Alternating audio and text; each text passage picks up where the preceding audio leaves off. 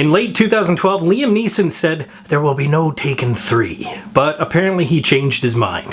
He agreed to do the third film, but only under one condition, that nobody was to actually be taken in the movie. I'm sorry, but does the title mean something else in Irish? What's even stranger is they clearly set up Taken 3 so that there might even be room for Taken 4. Let's really examine that, shall we? Here's the first Taken. Quickly, there's no time. My daughter Kim has been taken. Taken 2. Quickly, Kim, there's no time. Your mother and I have been taken.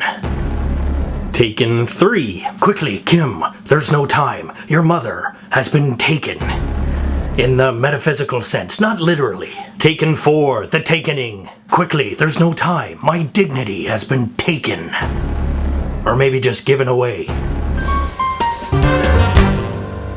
You know, I'm just kidding. I love the original Big Irish, and no matter what he does, I've got respect for him. I especially have respect for how this 62-year-old man, late in his career, has become one of the biggest badasses in action movies. Unknown, The Grey, Non-Stop, Batman Begins, A Walk Among the Tombstones, some great films, some not so much, but there's no denying the old guy kicks ass. Funny thing is, in Taken 3, he's actually becoming a grandfather. They should have just made that movie, Killer Grandpas.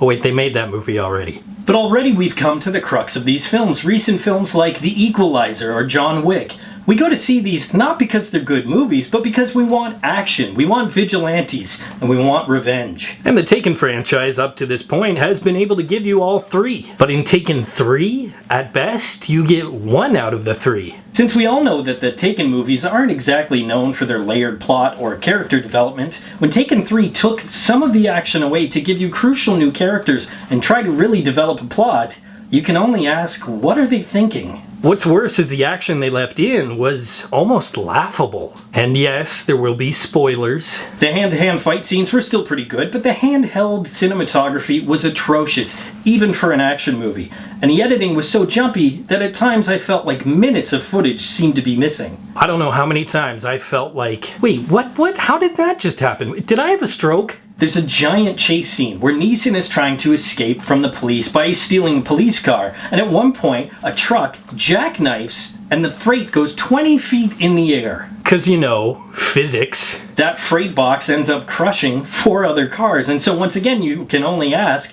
if he was trying to clear his name of murder, why did he just kill at least 4 drivers? The on-foot chases are just as ridiculous, as Neeson isn't exactly fleet of foot, and yet somehow always manages to outrun or sneak away from the police. Neeson is 6'4". He's not sneaking anywhere. 'Cause, you know, physics. Sometimes they don't even try to explain what happened, even when they show it on screen. Like my personal favorite, when his car gets T-boned off the side of a cliff, rolls down, stops, and explodes for no reason. 'Cause, you know, physics! Trying to make this more like The Fugitive and less like the revenge flicks Taken 1 and 2 really takes away everything good about the franchise. And why they would try something new in the third part of a trilogy is beyond me. You think Famke Janssen would have learned her lesson about that? Although Famke Janssen is not the only one in the questionable careers club, as fellow Hemlock Grove victim Dougray Scott joins the cast as Stuart, Johnson's husband, and Forrest Whitaker becomes the lead detective hunting Neeson. You guys ever heard of the Superman curse? Well, I think a much less tragic version is the X-Men curse. Famke Janssen had an excellent early career, but then she made X-Men 3 and things started to go downhill. She and Scott ended up on that Netflix train wreck called Hemlock Grove, and Scott famously